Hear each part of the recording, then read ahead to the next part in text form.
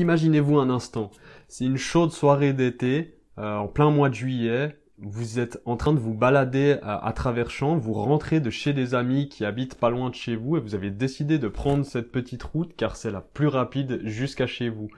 Le soleil est déjà couché, mais il fait encore bon.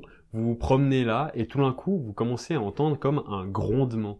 Il y a une espèce de, comme une bête qui est en train de rugir. Vous savez pas trop ce que c'est. Vous avez jamais entendu ça. C'est à peine perceptible et vous savez pas d'où ça vient. Vous continuez votre route et tout d'un coup, vous vous retournez et vous remarquez qu'en fait, le bruit vient de derrière vous.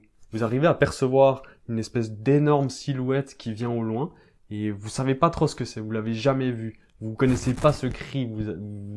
La seule chose que vous savez, c'est que ça vous glace le sang, que vous sentez qu'il y a quelque chose de mauvais qui va se passer. Vous n'arrivez pas à discerner ce que c'est. La seule chose que vous arrivez à voir, c'est que cette bête, elle est en train de foncer sur vous. Vous n'arrivez pas à savoir ce que c'est. Tout ce que vous voyez, c'est ses yeux. Vous avez l'impression qu'ils brillent dans la nuit. Et cette bête est en train de foncer sur vous. Elle grogne de plus en plus fort. C'est terrifiant. Vous sentez votre cœur qui bat à 1000 à l'heure. Vous savez pas ce qui va se passer, mais vous savez que c'est mauvais pour vous. Et cette bête, elle arrive à fond la caisse. Et tout d'un coup, vous sentez qu'il faut que vous partiez, il faut que vous l'évitiez. Alors, elle est sur le point d'arriver, elle est sur le point de vous foncer dessus, elle est sur le point de vous attaquer. Vous bondissez dans les buissons, la bête vous passe à côté, vous sentez le souffle de sa course, et la bête, elle part. Tout en grognant, en continuant de grogner, elle disparaît dans la pénombre.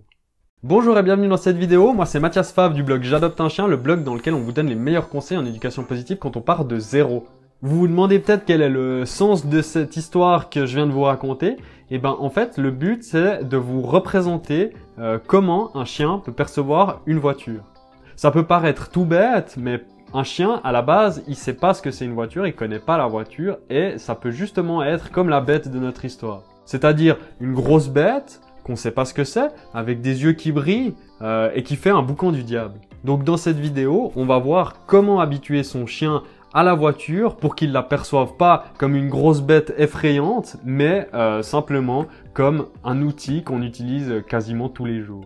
La première chose pour habituer un chien à la voiture, c'est de garder en tête de faire les présentations en douceur et de rendre chaque présentation, chaque expérience aussi positive que possible. Donc pour ce faire, on utilise soit des jouets, soit des friandises qu'on va lui donner pour qu'il passe un bon moment. Ensuite, on va y aller en douceur. Donc ça veut dire qu'on va pas prendre son chien, le mettre dans sa voiture, allumer le moteur et espérer que tout se passe bien. Mais on va y aller petit à petit. La première étape, par exemple, ça pourrait être, si vous avez acheté une cage de transport que vous utilisez dans la voiture pour mettre le chien, ça va être de déjà lui présenter cette cage. Avant même de lui présenter la voiture, on va lui présenter en amont déjà juste la cage pour l'habituer à ça. Parce que déjà, il va se retrouver enfermé dedans. Donc il faut déjà qu'il le prenne positivement. Donc on va prendre cette cage et la mettre dans le salon. Le salon, c'est un endroit qu'il connaît. Le salon, c'est un endroit où il est tranquille, où c'est calme, il n'y a pas de distraction, il n'y a rien. Et on va poser ça là au milieu. On va le laisser découvrir la cage. Donc on va le laisser la renifler, on va ouvrir la porte, laisser la porte ouverte, le laisser renifler la cage, la découvrir. On va lui donner des friandises pour qu'il prenne la chose positivement, jouer avec. Et ça va être la première étape. Ensuite, on va déjà l'habituer à rentrer dans cette cage. Donc vous n'allez pas le mettre dedans, fermer la porte et basta. Vous allez de nouveau y aller en douceur. Donc on va pas pousser son chien dedans, on va essayer de l'inciter à entrer dans la cage avec les friandises. On va l'attirer avec, on va le récompenser quand il est dedans et ça va être la première étape, habituer à la cage. Ensuite, la deuxième étape, on va justement commencer à l'habituer à la voiture. Donc on va pas prendre son chien, le lancer dans la voiture, allumer le moteur et espérer que tout se passe bien, mais on va déjà juste se mettre à distance avec la voiture parquée, éteinte et voir comment il réagit.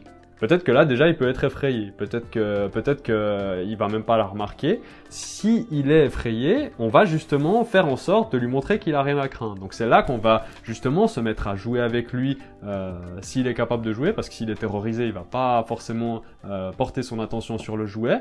Une manière plus facile entre guillemets suivant comment, ça va être avec les friandises. Donc là, on va le récompenser justement pour que, voilà, il a peur, il voit cette voiture, mais nous, on lui donne les friandises. Donc j'ai peur, il y a un objet que je connais pas, c'est terrible, mais à côté, tiens, c'est sympa, je reçois des friandises.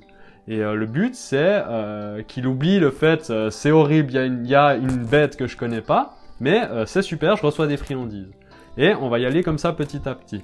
Donc déjà se placer assez loin de la voiture. Petit à petit, on va se rapprocher. On va y aller au rythme du chien pour qu'il s'habitue vraiment à cette voiture en lui donnant des friandises. Et on va faire ça jusqu'à pouvoir être à côté de la voiture. Ensuite, on va le faire entrer dans la voiture. Donc on va ouvrir toutes les portes, on va juste le prendre gentiment ou essayer de le faire rentrer dans la voiture par lui-même ou justement le prendre gentiment et le mettre délicatement dans la voiture. Et pareil, les friandises, le jeu pour que ce soit un bon moment. Et on va attendre un moment, voir voilà, s'il est en stress ou pas, et attendre qu'il s'habitue, qu'il puisse se calmer, qu'il puisse être tranquille en étant dans la voiture. Donc là, on est toujours moteur éteint, il n'y a rien qui se passe, c'est juste un objet qui est statique, qui bouge pas, et qu'il n'y a pas besoin d'avoir peur. Et là, on l'habitue déjà à cette première étape. Ensuite, on va pouvoir essayer de fermer les portes, voir comment il prend la chose. Peut-être qu'une fois que vous fermez les portes, il va pas du tout apprécier. De nouveau, toujours essayer de faire en sorte que ce soit positif au maximum pour qu'il s'habitue à l'expérience.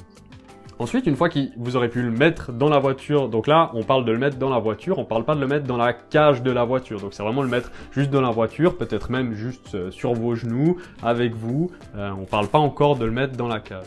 Là, il est habitué à être dans la voiture. Ensuite, on va le sortir de la voiture et on va allumer le moteur quand le chien est à distance de la voiture. Parce que le moteur, bah justement, c'est un bourdonnement, c'est un grognement un peu étrange, ça fait un vacarme du diable, et peut-être que ça va lui faire peur. Donc vraiment le sortir, le mettre à l'écart et voir comment il prend la chose.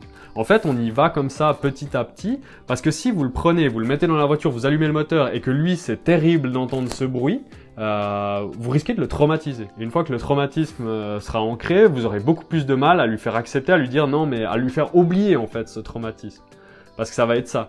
Donc au lieu de risquer le traumatisme, on va y aller en douceur pour qu'il comprenne tout de suite qu'il a rien à craindre. Ensuite, moteur allumé, on va refaire la même démarche, se rapprocher petit à petit de la voiture, le remettre dedans, en gardant le moteur allumé.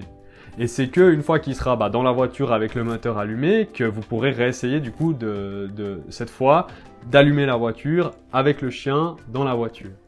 Et voilà, c'est un peu les étapes à suivre avant de pouvoir réellement mettre son chien dans la cage, dans la voiture.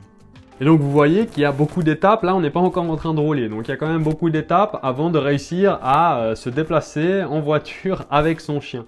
C'est que à ce moment-là qu'on va pouvoir bouger, parce que justement l'étape ultime c'est de pouvoir rouler avec le chien dans la voiture. Donc pour le chien, il y a la cage dans la voiture, il y a la voiture en elle-même, donc le fait d'être dans la voiture, il y a le moteur qui est allumé et il y a le fait qu'il est là-dedans et qu'il y a tout qui bouge. Donc il y a quand même pas mal de choses qui font qu'il peut avoir peur. Donc c'est pour ça qu'on y va en douceur, qu'on le fait une étape à la fois, qu'on lui présente une chose à la fois, parce que si juste on le met dans la cage, dans la voiture avec le moteur allumé et on roule, il y a quand même pas mal de risques qu'il en ait peur, qu'il soit justement traumatisé et une fois qu'il est traumatisé, c'est là que ça risque de se gâter. Et après, voilà, on l'habitue à être dans la voiture, à rouler. Donc on va de nouveau pas commencer à faire 1 heure de trajet directement avec son chien dans la voiture, mais on y va petit à petit. Si on voit qu'on va déjà rouler gentiment, voir comment il prend la chose, peut-être rouler de plus en plus vite, voir comment il prend l'expérience, toujours le récompenser, éventuellement jouer avec, enfin voilà, qu'il prenne bien l'expérience. Et après, vous augmentez les trajets, donc des trajets de plus en plus longs jusqu'à pouvoir faire de longs trajets. Donc ça fait pas mal de trucs à digérer pour votre chien.